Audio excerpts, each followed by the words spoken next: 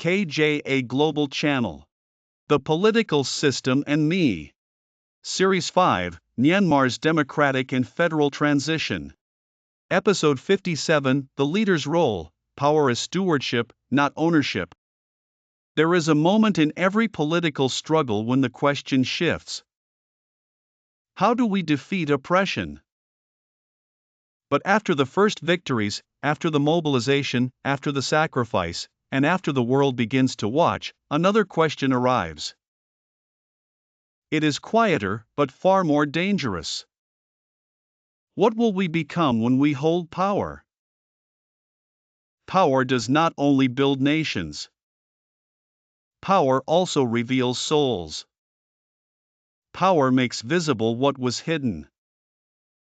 It amplifies what was small.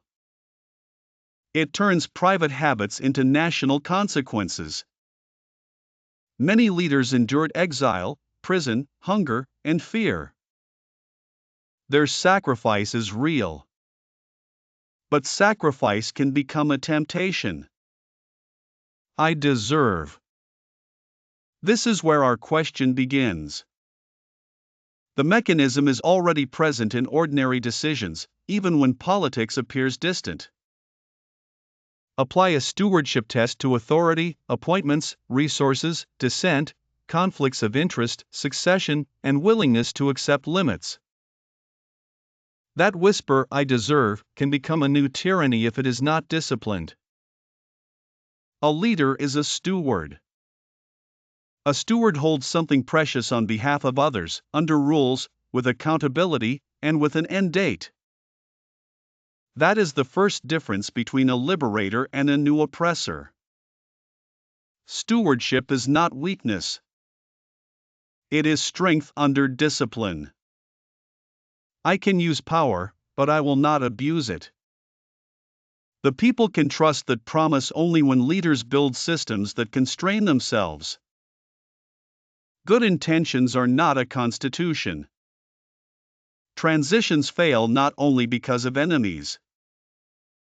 They also fail because of habits. The system reveal is stewardship, restraint, merit, and succession. The first leadership test is whether you see the nation as a prize or a trust. In plain language, the hidden mechanism is stewardship, restraint, merit, and succession. Stewardship means restraint. Merit over loyalty. Inclusion over exclusion. Clean hands as strategy. And succession is proof that power was never personal property. Power must not fear replacement. The leader's sacred role is to turn sacrifice into institutions.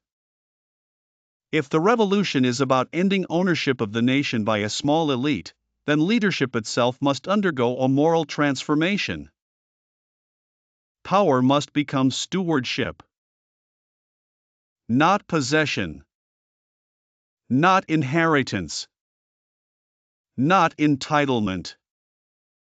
Not personal property disguised as sacrifice. The fastest way to destroy a transition is for new leaders to copy the old system while changing only the uniforms. This episode is about the leader's role, power as stewardship, not ownership. Federal democracy cannot be built by leaders who behave like owners. Dictatorship is the culture of ownership. Democracy is the discipline of stewardship. Many people enter leadership through suffering. They fought. They sacrificed. They lost friends. But suffering does not create a permanent title to rule. If leaders appoint friends and relatives without merit, the revolution loses moral authority. If public resources become rewards for loyalty, the old system returns. If dissent is treated as betrayal, democratic language becomes another mask. Same system. Different names. The hidden structure becomes traceable through the transition chain. Authoritarian breakdown or collapse. Immediate civilian protection. Interim authority. Institutional reconstruction. Constitutional settlement. Democratic participation. Durable order. Each arrow asks a different accountability question. Who authorized the decision? Who had the duty to act? What record should exist? And what institution can correct failure?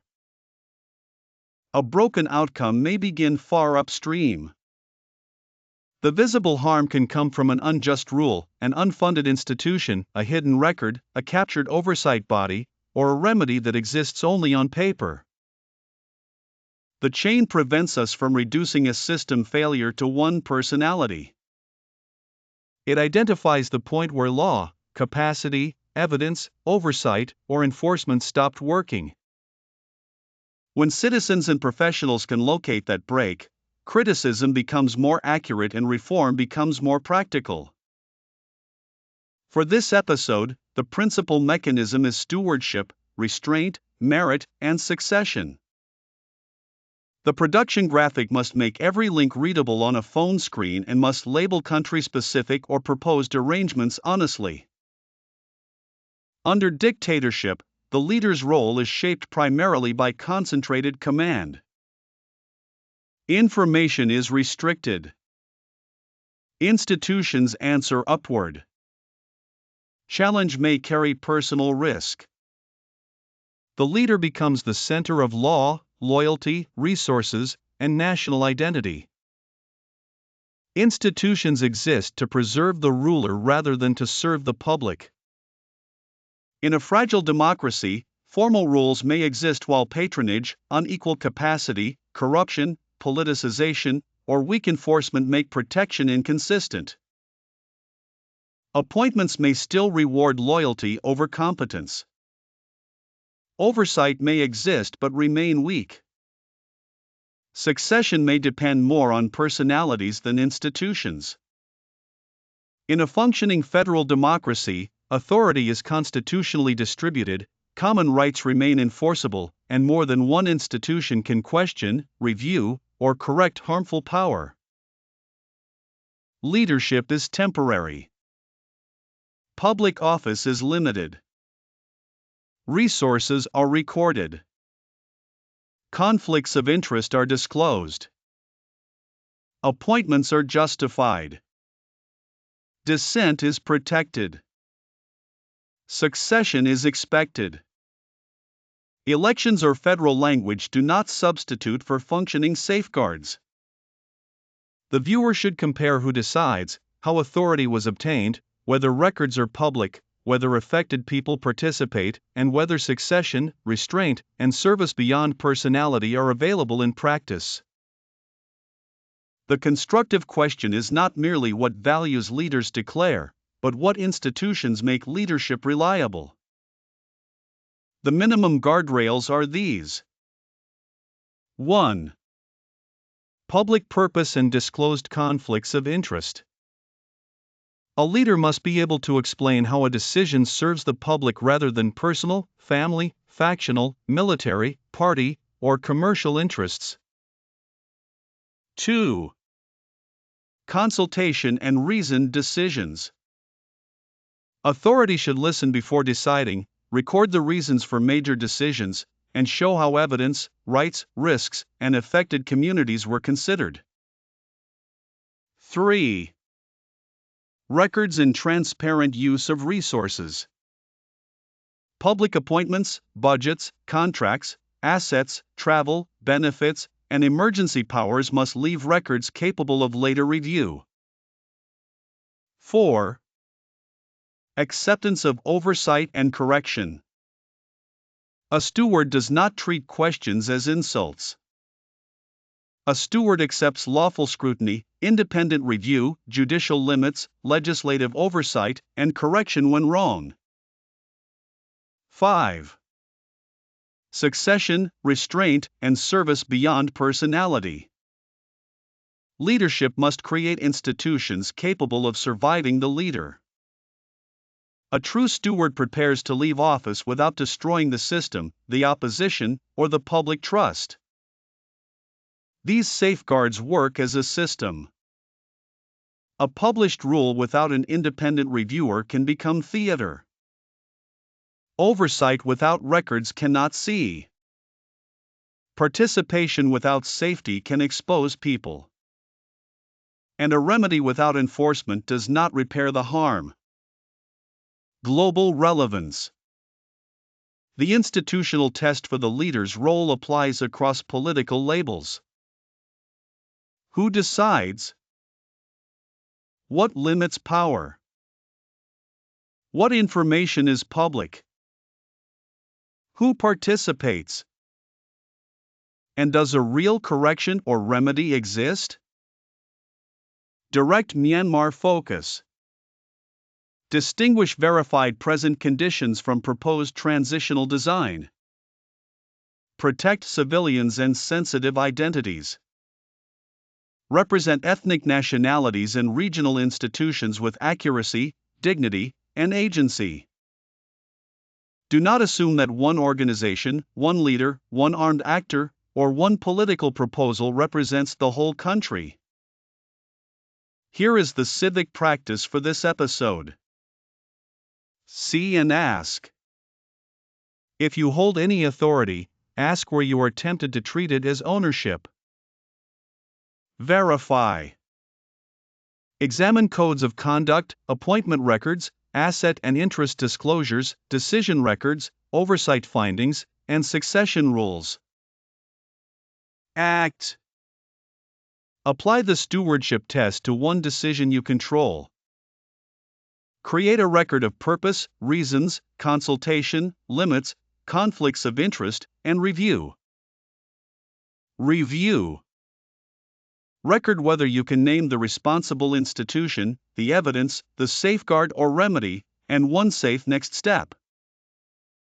Use only lawful and proportionate steps. Do not convert an educational exercise into a public accusation. The best memorial to the fallen is not a monument. It is a system in which no one must die again for basic dignity. The most dangerous moment is not only when dictatorship is strong. It is also when a movement that defeated domination begins to believe that sacrifice gives it ownership of the future. Public trust is not inherited from struggle. It must be earned through service. And it is audited by the lives of ordinary people. To hold power like a sacred instrument means using it only for public purpose, only under law, only with restraint, and always with an exit plan. That is stewardship. That is the discipline that makes federal democracy possible. The principle to carry forward is this. The first leadership test is whether you see the nation as a prize or a trust. Ask yourself, what part of leadership as stewardship have I treated as normal even though it should be visible, answerable, and correctable? Leadership is stewardship, not ownership. In the next episode, we continue with the international dimension, legitimacy, law, and global responsibility. The system shapes our lives. Our participation shapes the system. Subscribe. Learn. Participate. Shape the future. KJA Knowledge justifies authority.